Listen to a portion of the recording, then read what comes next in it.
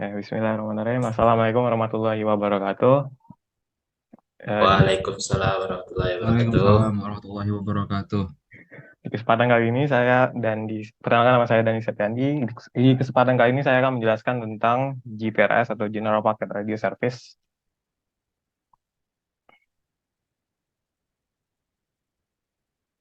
Yang pertama, untuk slide pertama itu pengenalan singkat tentang GPRS, di mana GPRS ini secara umum merupakan teknologi yang memungkinkan pengiriman dan penerimaan data yang lebih cepat. Kemudian GPRS juga memberikan kesempatan untuk pelanggan GSM akses ke aplikasi komunikasi data seperti email, jaringan perusahaan, internet, menggunakan ponsel mereka. Layanan GPRS juga menggunakan jaringan GSM yang ada dan menambahkan peralatan jaringan pakai switching baru seperti kayak part of GSM PES2 Plus. Komponen-komponen utama dari jaringan GPRS antara lain itu GSN, SGSN, dan PCU. Secara teori, kecepatan pengiriman data dari GPRS ini dapat mencapai 115 kilobyte per second. Tapi ada tergantung dari aplikasinya, seperti konfigurasi dan alokasi time slot di level radionya, dan teknologi software yang digunakan, serta dukungan ponsel. GPRS juga menggunakan paket switching, yang berarti tidak ada sirkuit khusus yang ditetapkan ke ponsel GPRS. Juga saluran fisiknya dibuat secara dinamis. Ketika data ditransfer, maka akan dikirimkan resource sehingga lebih efisien dialokasikan ke penggunanya. Main benefitnya dari GPRS, resource itu disediakan hanya ketika data dibutuhin, dan juga koneksi setup time-nya juga bisa dikurangi. Terus dapat mendukung new service atau kesempatan untuk service yang baru gitu, kayak SMS, MMS, dan panggilan suara. Kemudian untuk arsitek GPRS-nya seperti berikut yang ada di gambar, ada MSC, BSS, SGSN, GGSN, dan lain-lain. Kemudian penjelasan singkat tentang GGSN yaitu Gateway GPRS Support Node yang berfungsi sebagai interface dan router ke jaringan eksternal. Biasanya itu lokasinya ada di dekat MSC site. Main function-nya itu pertama sebagai interface untuk external data network.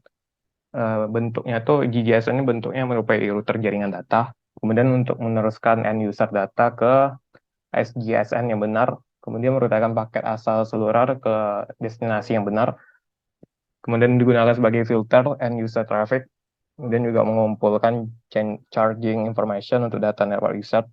Kemudian paket data yang dikirimkan ke mobile station tidak dikirimkan secara langsung ke pengguna kecuali telah mengaktifkan PDP address. Kemudian SGSN itu biasanya terhubung secara fungsional dengan BSC. Secara fisik bisa berada di MSC atau di BSC site. SGSN dapat mendukung BSC dari beberapa MSC site. Main fungsinya mengautentifikasi GPRS mobile, kemudian menghandle mobile registration pada jaringan GPRS, juga menghandle mobile mobility management. Untuk relay MO dan MT data traffic-nya itu menggunakan TCP IP header compression. Kemudian untuk mengoleksi charging information juga menggunakan air interface. Kemudian elemen lainnya ada border gateway, itu merupakan paket dari SGSN atau GGSN ke salah satu operator dari SGSN atau GGSN ke operator lainnya, memberikan perlindungan terhadap penyusup dari jaringan eksternal. Selanjutnya ada DNS atau Domain Name Server, itu mentranslate address dari GGSN 1 titik ini menggunakan format berikut. Kemudian ada charging gateway, itu mengoleksi charging information juga dari SGSN dan GGSN. Kemudian ada GPRS backbone-nya, backbone internal jaringan GPRS itu menggunakan berbasis IP yang memungkinkan komunikasi antara GPRS support node. Kemudian ada intra PLM backbone, menghubungkan GPRS node support dari suatu operator. Operator di site-nya menggunakan arsitektur jaringan berupa LAN, point-to-point link, ATM, dan ISDN. Untuk inter PLM backbone-nya itu menggunakan connect GPRS operator via BGS, kemudian provide internal GPRS roaming, Kemudian operator decide the backbone in the roaming agreement. Untuk GPS protokol stacknya seperti ini. Di mobile station paling kiri itu ada radio layer, LLC, SEN, DCP, IP application, kemudian ada di BSS ada LLC relay, di SGSN ada ini IP lower layer dan juga yang lain. Kemudian di GGSN ada IP, GTP, UDP, IP lower layers. Kemudian untuk GPRS karakteristiknya, GPRS menggunakan paket resource alokasi.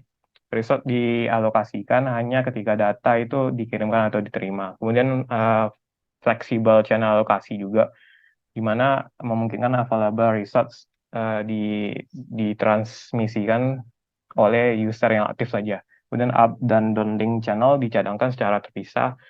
Lalu GPRS dan circuit switch GSM service dapat menggunakan slot waktu yang sama sebagai alternatif. Kemudian untuk GPRS mobile type itu ada 3 kelas, ada kelas A, kelas B, kelas C. Kelas A itu mengolah data paket dan suara secara bersamaan. Kalau untuk kelas B itu terminal ini mengolah data paket atau suara sekaligus. Misalnya jika pakai sesi GPRS, maka sesi ini dihentikan jika menerima panggilan misalnya. Kita lagi browsing itu kalau ada panggilan maka diberhentikan untuk sesi browsingnya karena tidak mengizinkan kedua sesi aktif sekaligus. Kemudian ada kelas C. Terminal kelas C ini hanya mengolah data paket atau hanya suara saja. Contohnya terminal kelas C ini adalah kartu GPRS PCM atau CII kayak tertanam di mode mesin penjual otomatis dan lain-lain. Kemudian untuk status pengoperasian mobil GPRS itu ada 3, GPRS idle, kemudian ready, dan standby. Untuk idle ini ketika user menerima circuit switch pegging dan bertindak sebagai GSM POM. Kemudian untuk GPRS ready ini kondisi yang dicapai ketika ponsel GPRS menyambungkan dirinya ke jaringan. Dalam keadaan ini, ponsel ini membuat sesi transfer paket data jaringan dengan jaringan data eksternal untuk mengirimkan dan menerima paket data. Setelah diaktifkan, block resource akan ditetapkan sampai transfer data berhenti. Kemudian masuk ke standby, GPS standby, itu keadaan di mana ponsel terhubung ke jaringan, tapi tidak ada transmisi data yang terjadi. Kemudian untuk user benefit dari GPRS itu pertama itu higher capacity internet access itu up to 171,2 kilobyte per second dalam teori, tapi kalau dalam praktisnya atau dalam lapangannya itu 40 kilobyte per second. Kemudian quicker access to internet, nggak ada setup time-nya. Kemudian internet access all the time available, tersedia untuk segala waktu. Kemudian lower cash itu flat rate, untuk biayanya itu flat berdasarkan volume based billing. Kemudian aplikasinya standar dari data network protocol base itu IP based application, kemudian X.25 based application. Contohnya itu packet assembly atau D-assembly, PID, type approach. Kemudian ada GPRS specific protocol base, itu ada 2 point-to-point aplikasi. Contohnya toll road system, UIC train control system. Kemudian ada point-to-multipoint application. Contohnya itu waiter info, road traffic info, dan lain-lain. Kemudian ada SMS delivery. Contohnya GPS as barrier for SMS. Sekian, apakah ada yang ingin bertanya? Izin bertanya, MD.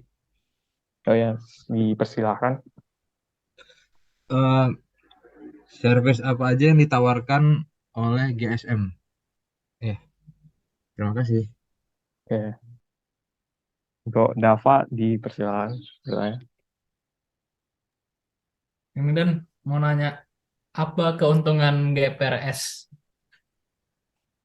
Oke, terima kasih pertanyaannya.